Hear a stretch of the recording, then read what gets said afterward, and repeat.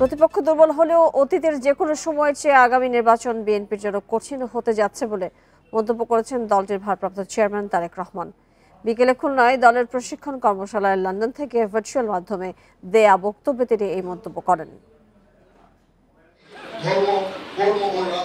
Khulna press ক্লাবের রাষ্ট্র কাঠামো মেরামতের ৩১ দফা ও জনসম্পৃক্ততা বিষয়ে ময়মনসিংহ ও খুলনা বিভাগের কর্মশালার আয়োজন করে বিএনপির প্রশিক্ষণ বিষয়ক কমিটি।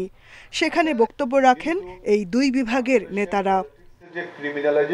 বিভিন্ন সময় প্রধান অতিথির বক্তৃতায় আগামী নির্বাচনে বিএনপির জন্য ফাঁকা মাঠ রয়েছে এমন মনোভাবের বিষয়ে নেতাকর্মীদের সতর্ক করেন দলের ভারপ্রাপ্ত চেয়ারম্যান। সামনের যে নির্বাচন আমরা ফেস করতে যাব, হতে পারে আমাদের একটি প্রধান প্রতিপক্ষ অনেক দুর্বল হয়ে গেছে,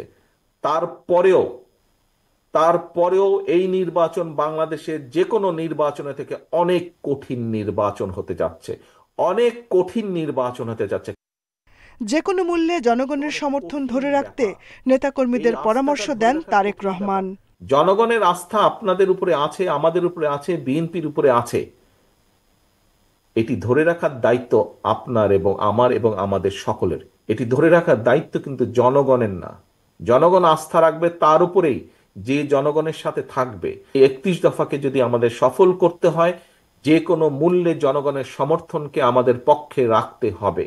নিজেদের ভুল ভ্রান্তি থাকলে তা থেকে বেরিয়ে আসতে নেতাকর্মীদের প্রতি আহ্বান জানান বিএনপির ভারপ্রাপ্ত চেয়ারম্যান। যদি এই কাজ করে যাচ্ছে ভিতরে ভিতরে এই কাজ, জাহানারা পারভিন, ইন্ডিপেন্ডেন্ট নিউজ, ঢাকা।